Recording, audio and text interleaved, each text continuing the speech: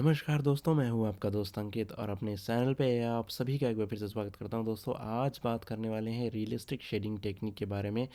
यहाँ पे जो ड्राइंग हम करने वाले हैं, ये एक बहुत ही फेमस एक्टर हैं महेश बाबू जी, उनकी यहाँ पे हम ड्राइंग करने वाले हैं। दूसरा क्या है कि ये जो एम है यहाँ पे वो है शेडिंग सीखने का। तो आउटलाइंस ऑलरेडी ड्रॉन है, आउटलाइंस के बारे में ये वीडियो नहीं है, ये वीडियो है शेडिंग के बारे में। तो ध्यान से देखिएगा, क्योंकि यहाँ पे चारकोल और ग्रेफाइट दोनों को साथ में यूज़ करेंगे। और अभी मैं चारकोल यूज़ कर रहा हूँ, मैं आई को ड्रॉ कर रहा हूँ, आई को ब्लैक कर रहा हूँ उस पोर्शन को। और यहाँ पे जो कि पेंसिल मैंने यूज़ की है वो पेंसिल है जनरल्स ब्रांड की, एच बी ग्रेड की पेंसिल है ये, जो अभी मैं यूज़ कर रहा हूँ। जो ये पेपर है वो स्मूथ पेपर है। बहुत सारे लोग इसी बारे में क्वेश्चन पूछते हैं कि कौन सा पेपर यूज़ कर रहे हो आप। तो मैं आपको बता देता हूँ, ये एक स्मूथ पेपर है, स्मूथ क्रिस्टल पेपर।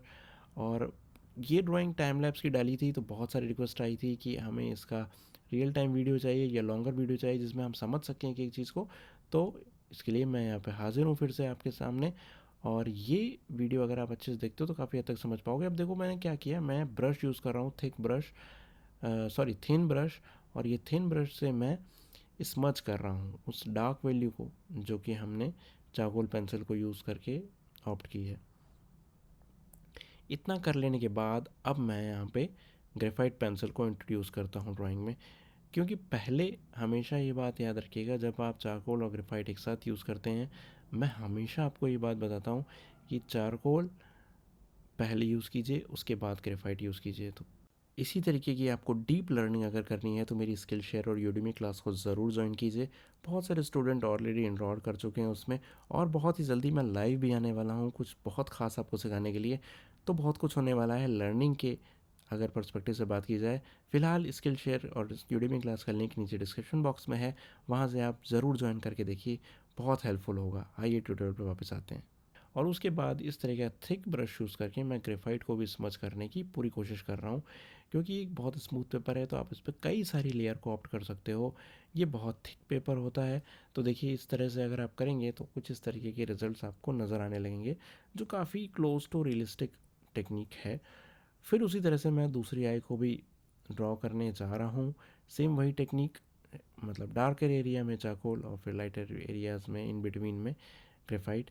लेकिन यहाँ एक बात ध्यान देने वाली ये है कि स्मूथ पेपर होने की वजह से और ये जो सरफेस होती है इसकी, उसके ऊपर कोई भी टीथ नहीं होता पेपर के ऊपर। मतलब बहुत ही फाइन टीथ होते हैं, बहुत ही पतले छोटे छोटे महीन महीन टीथ आपको नज़र आएंगे पेपर पे, जिस पे कि आप जब स्मज करने जाते हो तो आप फिंगर को भी यूज़ कर सकते हो।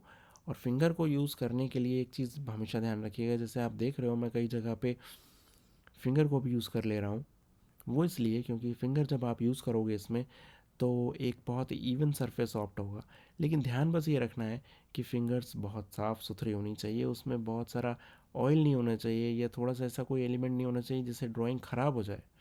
तो उस एक चीज़ का बहुत ध्यान रखिएगा। या फिर अगर आपके हाथों में बहुत सारी स्वेटिंग आती है, बहुत पसीना आता है, तो भी आप फिंगर्स को यूज़ मत कीजिएगा, डायरेक्ट ब्रश से ही कोशिश कीजिएगा शेडिंग करने का। इस वाली ड्राइंग में भी मैंने पेपर स्टम्प को यूज़ नहीं किया है, तो अभी यहाँ पे भी मैं ये नहीं कहूँगा कि आप पेपर स्टम्प यूज़ करो। यहाँ तक कि रियलिज़म के लिए आपको ज़रूरत नहीं पड़ेगी पेपर स्टम्प की।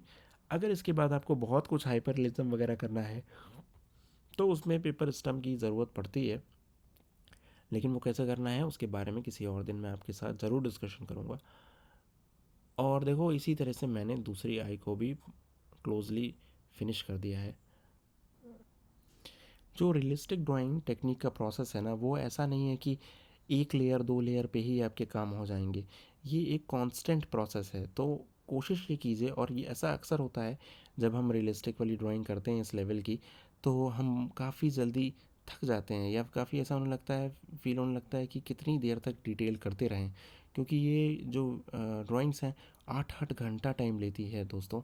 तो इसलिए इस चीज़ का ध्यान रखिएगा कि जब आप ड्राइंग करें इस टाइप की, तो ये मत कोशिश कीजिएगा कि एक बार में ही एक एरिया की सारी डिटेल निकाल लें।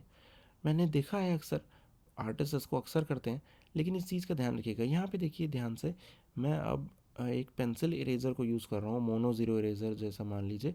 और वहाँ से मैंने कुछ फाइन जो वैल्यूज़ थी, वाइट वैल्यूज़, उसको मैंने वहाँ पे ऑप्ट किया। तो मैं जो आपको बता रहा था, आप कोशिश कीजिए क्योंकि बहुत सारे आर्टिस्ट वैसे दिखाते हैं तो हमें अक्सर ये लगता है कि शायद एक एक एरिया को कैप्चर करना बहुत इजी होगा, लेकिन वो बहुत ज़्यादा थकान भरा होता है। और कई बार आप इतना ज़्यादा थक जाते हो क्योंकि एक एरिया मान लो आपने बहुत अच्छे डिटेल में कर लिया, तो उसके बाद फिर दूसरे एरिया पे आप काम को करने का मन ही नहीं करेगा आपको। तो कोशिश ये कीजिए कि लेयर बाय लेयर काम कीजिए, एक लेयर तक फिनिश कीजिए, फिर दूसरी जगह स्विच कीजिए। मुझे जो तरीका यही सही लगता है, क्योंकि इससे ये भी सेटिस्फेक्शन रहता है मन में कि काफ़ी कम टाइम में आप उस ड्राइंग को कर पाएंगे, मतलब उतना ज़्यादा टाइम भी नहीं आपको उसमें देना पड़ेगा जितना टाइम आपके पास ना हो। तो ये वाली टेक्निक ज़्यादा बेहतर है मेरे हिसाब से। और यहाँ पे देखिए मैं उसी तरह से फोरहेड पे भी यही काम कर रहा हूँ, ब्रश यूज़ कर रहा हूँ। जो मैंने आपको यहाँ तरीका बताया वो आपका टाइम सेविंग के लिए बहुत ज़्यादा अच्छा ऑप्शन है। अगर आपके पास बहुत सारा टाइम है, बहुत एफर्ट टाइम है और आप टाइम दे सकते हो, तो एरिया बाय एरिया भी आप काम कर सकते हो। तो जो आपको पसंद आए वो आप यूज़ कर सकते हो। यहाँ पे अब आप फिर देखिए, मैं कुछ हाइलाइट्स को क्रिएट करने के लिए नीडेड इरेज़र को यूज़ कर रहा हूँ। नीडेड इरेज़र हमेशा हेल्प करता है हाइलाइट्स क्रिएट करने में। और जब आप हाइलाइट क्रिएट कर लें तो उसके बाद फिर उसको तो हल्का सा एक लेयर उसको और डाउन करना पड़ता है, क्योंकि जो स्मूथ पेपर है मैंने आपको बताया बहुत ही अच्छा पेपर होता है इस मामले में। रिफ्लेक्टिंग बहुत अच्छी होती है इस पेपर में क्योंकि बहुत ब्राइट वाइट होता है। और जब आप हाईलाइट क्रिएट करते हैं तो वो एकदम वाइट निकल के आने लगता है। ऐसा लगता है जैसे उसमें किसी ने वाइट कोई पेंसिल कलर यूज़ किया हुआ है। और अक्सर लोग पूछते भी हैं, जबकि ऐसा कुछ होता नहीं है। मैं जनरली कभी भी रिकमेंड नहीं करता हूँ आपको कि आप जेली रोल पेन वगैरह यूज़ करें। आप केवल और केवल इरेज़र की मदद से ही बहुत ही अच्छी ड्राइंग कर सकते हैं। और ये जो ट्यूटोरियल है ये उन सभी लोगों के लिए बहुत ज़्यादा ख़ास ट्यूटोरियल है जो लोग रियलिज़म में काम करना चाहते हैं, रियलिस्टिक ड्राइंग बनाना चाहते हैं, कमीशन आर्ट वर्क करने चाहते हैं बिल्कुल रियल वाले, अच्छे से टाइम दे करके। अब देखो यहाँ पे नोज़ पे हम बात कर रहे हैं और मैं उम्मीद कर रहा हूँ कि आप लोग देख रहे हो और बहुत अच्छे से आपको चीज़ें समझ आ रही हैं। क्योंकि देखो फ्रेंड्स, बहुत मेहनत लगती है इस टाइप की वीडियोस बनाने में, लॉन्गर वीडियोस बनाने में, अच्छे से एक एक चीज़ समझाने में। और मैं ये काम बहुत सालों से, अब तो काफ़ी टाइम हो गया है आप लोगों के साथ एसोसिएटेड रहते हुए, और बहुत दिनों से कर रहा हूँ। तो उम्मीद करता हूँ कि एक ठीक ठाक एंगेजमेंट आप लोगों की तरफ से, मोटिवेशन मिलना चाहिए इस चैनल को। और ये चैनल आपके ही है पूरी तरह से, क्योंकि इस चैनल पर शायद जितने ट्यूटोरियल हैं उतने ट्यूटोरियल आपको शायद ही मिले किसी और चैनल पे। तो ये एक बहुत बड़ा हमारा अचीवमेंट है, क्योंकि हमने केवल सीखने और सिखाने का ही काम किया है, जिसको शायद यूट्यूब ने खुद से भी रिकग्नाइज़ किया है कई बार। तभी हम कई बार लर्निंग मैराथन में आते हैं, कभी हम यूट्यूब एडुकॉन में हम लोग एक साथ शेयर करते हैं चीज़ों को। और कभी कभी कई जगहों से ऐसे इन्फॉर्मेशन भी आती है कि चैनल जो है लर्निंग चैनल के तौर पे जाना जाता है, आर्ट लर्निंग चैनल के तौर पे। तो वो केवल इसी वजह से हो पाया है क्योंकि आप लोगों ने कॉन्स्टेंटली इस चैनल को सपोर्ट किया है। और मैं तो ये कहूँगा आगे बढ़ के कि ये चैनल पूरी तरह से डेडिकेटेड है आर्ट लर्निंग को। इसके अलावा इस चैनल का और कोई पर्पस नहीं है। शुरुआत में भी मैंने आपको बताया था कि मेरे इस चैनल का केवल और केवल एक ही पर्पस है कि मैं ऐसे 100 आर्टिस्ट क्रिएट करना चाहता हूँ जो इस विधा में बहुत अच्छे से पारंगत हो सकें। और मुझे लगता है मैंने काफ़ी हद तक ये वाला पर्पस अचीव भी किया है। आज बहुत सारे लोग हैं जो बोलते हैं कि वो इंस्पायर हुए हैं। बहुत सारे यूट्यूबर ऐसे हैं जो बताते हैं कि वो इसी चैनल से इंस्पायर होके आर्ट वीडियोस बनाना शुरू किए और आज वो बहुत बड़े यूट्यूबर भी बन चुके हैं। तो ये सब बातें जो हैं कहीं ना कहीं मुझे काफ़ी सुकून देती हैं। आपको भी अच्छा फील होता होगा डेफिनेटली, ये मैं कॉन्फिडेंस के साथ कह सकता हूँ, क्योंकि आप इस जर्नी में साथ में ही रहे हैं हमेशा। बस मैं यही चाहता हूँ आपसे कि आप हमेशा इस चैनल का सपोर्ट करते रहें और कोशिश करें कि जब भी वीडियो आए इस चैनल पे, आजकल फ्रिक्वेंसी थोड़ी सी कम हुई है, लेकिन जब भी वीडियो आए तो प्लीज़ उसको सपोर्ट कीजिए, शेयर कीजिए उन लोगों के साथ, क्योंकि मुझे पता है बहुत सारे लोगों को आर्ट लेसन्स की ज़रूरत है। और यही नहीं कि वो आर्ट स्टूडेंट हों, यही नहीं कि वो आर्ट को एज अ करियर आउट करना चाहता हूँ, ये दिल को सुकून देने के लिए, इससे अच्छा मेडिटेशन और कुछ हो नहीं सकता फ्रेंड्स। तो ये जो बातें मैं बोल रहा हूँ शायद हो सकता हो आपको लगे कि ये बातें मैं क्यों बोल रहा हूँ, केवल इसलिए बोल रहा हूँ कि आप ज़्यादा से ज़्यादा लोगों तक पहुँचा सको। हो सकता हो ये चीज़ें किसी को सुकून देती हों, तो वो लोग इससे कुछ सीख सकें, बेहतर कर सकें अपने जीवन में। अब देखिए मैं लिप्स पे काम कर रहा हूँ, ये बहुत इंपॉर्टेंट पॉइंट है। जहाँ मैंने नोज़ को किया, जिस तरह से इसको फिनिश किया, वैसे ही यहाँ लिप्स के लिए बहुत इंपॉर्टेंट है कि जो डार्केस्ट एरिया था वहाँ पे मैंने ब्लैक यूज़ किया। उसके बाद ऊपर अपर लिप और लोअर लिप पे मैंने ब्रश के साथ ग्रेफाइट को यूज़ किया। फिर मुस्टैच पे आ जाते हैं, बहुत ही हल्की मुस्टैच है इनकी, बहुत हल्की हल्की लाइंस को वहाँ मैं ऑप्ट कर रहा हूँ। और लाइन जो है वो पैरेलल नहीं है, ये बात ध्यान रखिएगा, घूमी हुई लाइन है, कर्व लाइंस हैं। और ये अक्सर बहुत सारे यूट्यूबर्स भी मैं बोलूँगा या बहुत सारे आर्टिस्ट बोलूँगा बहुत बड़ी गलती करते हो। जब आप बियर्ड ड्रॉ करते हो या मुस्टैच ड्रॉ करते हो तो एक सीधी सीधी लाइनें मार देते हो आप लोग, और वो रियल पोर्ट्रेट तो लगने से रहा, वो लगने लगता है जैसे कैरिकेचर है। इसीलिए कभी भी पैरेलल लाइंस नहीं खींचना। अगर हाँ, अगर रियल इमेज में वैसा ही मुस्टैच बनी हो तो बात अलग है, लेकिन जनरली जो हमारे हेयर्स होते हैं मुस्टैच के हों या बियर्ड के हों वो घूमे हुए होते हैं, कर्ल्ड होते हैं वो। तो वो चीज़ को पकड़ने की कोशिश कीजिएगा कि वो कर्ल हो, उसमें स्ट्रेट ना हो। तो इस तरह से जब आप करोगे तो एक रियल बियर्ड आपको मिलेगा। और इसमें भी लेयर बाय लेयर जाना, ये मत सोचने लगना कि बहुत जल्दी से फिनिश करना, क्योंकि ये रियलिस्टिक ड्राइंग टेक्निक है। अगर यही मैं किसी और पेपर पे कर रहा होता तो वहाँ पे इतनी मेहनत नहीं करनी होती। वहाँ पे मैं डायरेक्ट डार्क एरिया को ऑप्ट करता और उसमें फिर वाइट लाइंस को आइडेंटिफाई करता है, लेकिन यहाँ ऐसा नहीं है। एक तो जो बियर्ड है वो भी बहुत ही हल्की है, जो मुस्टैच है वो भी बहुत ही हल्की है रियल इमेज में, तो उसके लिए थोड़ी ज़्यादा मेहनत करने की ज़रूरत है।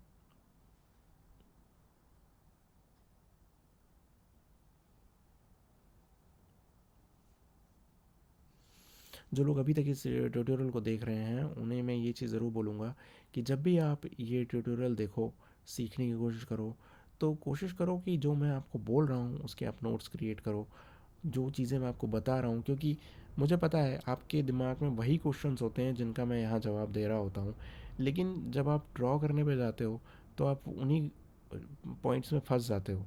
तो वो नहीं होगा तभी जब आप जो पॉइंट्स हैं जो एक एक डिटेल में बता रहा हूँ उस पर फोकस करोगे। यहाँ पे देखो, बहुत ही क्विकली मैं आपको दिखा देता हूँ किस तरह से ईयर को मैंने यहाँ फिनिश किया, क्योंकि इस पोर्ट्रेट का बहुत ज़्यादा इंपॉर्टेंट रोल ईयर का नहीं है, इसलिए मैं उस पर बहुत ज़्यादा डिटेल में बात नहीं कर रहा हूँ। एक जनरल तरीके से आप उसको ड्रॉ कर सकते हो ईजी तरीके से, इसलिए उस पर बहुत ज़्यादा डिटेल में बात ना करके बियर्ड पे आ जाते हैं वापस, क्योंकि बियर्ड बहुत ही इंपॉर्टेंट है इस वाले वीडियो में। समझ पाओगे अगर आप, तो बियर्ड के लिए अलग से वीडियो नहीं बनाना पड़ेगा अगर यहाँ समझ सकते हो तो। देखिए, जैसे मैं आपको हाईलाइट का बता रहा था, यहाँ मैंने हाईलाइट जरी से ऑप्ट करी है। नोज़ के ऊपर जो टिप होता है ना, वाइट टिप, वो देखो वो यहाँ पे, और वो कितना बेहतरीन तरह से रिफ्लेक्ट हो रहा है। सिमिलरली इसी तरह से लिप्स के ऊपर भी पेंसिल इरेजर यूज़ करके मैं वो हाइलाइट्स क्रिएट कर रहा हूँ, जो लिप्स के ऊपर जो लाइट वाली लाइट्स पड़ रही हैं ना, उसको बोलेंगे लाइट्स। तो वो जो लाइट्स पड़ रही हैं वो मैं वहाँ पे ऑप्ट कर रहा हूँ। फिर फर्दर मैं क्या कर रहा हूँ कि बियर्ड में मैं ग्रेफाइट को यूज़ कर रहा हूँ, क्योंकि यहाँ चारकोल यूज़ करना खतरे से खाली नहीं है, इसलिए मैं केवल और केवल ग्रेफाइट को यूज़ कर रहा हूँ। फिर उसके बाद हाइलाइट्स क्रिएट किए मैंने, कुछ हाइलाइट बियर्ड के ऊपर भी आ रही हैं। फिर उसी तरह से जो शर्ट वगैरह है उसको फिनिश कर रहा हूँ। देखो, वो बहुत ज़्यादा इंपॉर्टेंट रोल प्ले नहीं करता है, ऐसे मैं हमेशा बोलता हूँ, तो उसको मैं बहुत ज़्यादा ट्यूटोरियल के हिसाब से नहीं समझता कि वो इतना इंपॉर्टेंट है। वो सब आप बनाने में बहुत माहिर हो, मेरे से कई गुना ज़्यादा माहिर हो, तो मैं उसमें बहुत ज़्यादा डिटेल नहीं कर रहा हूँ। वो आप खुद कर सकते हो मेरे हिसाब से। अगर आप पोर्ट्रेचर एक अच्छा सा बना सकते हो, फेस के फीचर्स हो गए और शेडिंग्स हो गई, लाइट एंड शेड्स हो गए, तो मुझे लगता है कि मेहनत सफल हुई। और ये जो पेपर है, जैसे मैंने आपको बताया, स्मूथ ब्रिस्टल पेपर है। इस पेपर की खासियत ही ये है कि इस पर आप बहुत सारी लेयर आउट कर सकते हो। अभी अगर आप चाहो तो इस पर और लेयर्स आउट की कर सकते हो, जैसे कि मैं भी करूँगा अभी इसमें आगे, क्योंकि इसमें यही है कि जितनी ज़्यादा लेयर चढ़ाते जाओगे ना उतना मज़ा आता जाएगा। अब देखो, जैसे मैंने आपको बताया भी था रील्स में कि एक निंजा टेक्निक है हेयर ड्रॉ करने की, क्योंकि अगर आप इसमें नॉर्मल ग्रेफाइट से हेयर ड्रॉ करने जाओगे बहुत सारा टाइम लगने वाला है। तो ये एक बहुत ही आसान तरीका है। यहाँ पे मैं यूज़ कर रहा हूँ कंप्रेस चारकोल, लोअर ग्रेड का कंप्रेस चारकोल है ये, 4B वगैरह का। ये आप नॉर्मल पेंसिल से भी निकाल सकते हो, सॉफ्ट वाली जो कैमलिन चारकोल आती है उसका निकाल लो डायरेक्ट, और उसको डायरेक्टली यूज़ करो, है ना। स्क्रैच करके उसको उसको क्या बोलते हैं, रेगमाल, रेगमाल के ऊपर, या फिर जो ये होता है ना सैंड पेपर, सैंड पेपर के ऊपर उसको थोड़ा सा रब कर लो। उसके बाद इस तरह से उसको स्मच कर दो वहाँ पे। लेकिन ध्यान रखिएगा, बहुत ध्यान रखिएगा, क्योंकि बहुत सारा फिनिशिंग आपने कर लिया है, अब आप गलती अफोर्ड नहीं कर सकते हो। फिर उसके बाद उसी को मैंने अपने ही फिंगर से यूज़ करके स्मच किया। यहाँ ध्यान ये रखिएगा, ब्रश से मत कीजिएगा उसको पहली लेयर को, क्योंकि वो बहुत सारा पाउडरी एलिमेंट होता है और वो उड़ जाएगा। तो कोशिश कीजिएगा कि हैंड्स को यूज़ करने की। अब फर्दर दूसरी लेयर और तीसरी लेयर ऑप्ट कर रहे हैं और यूज़ कर रहे हैं वही चंक चारकोल का, और चंक को यूज़ करके फिर उसको स्मच कर दे रहे हैं फर्दर और ब्लैक हो गया।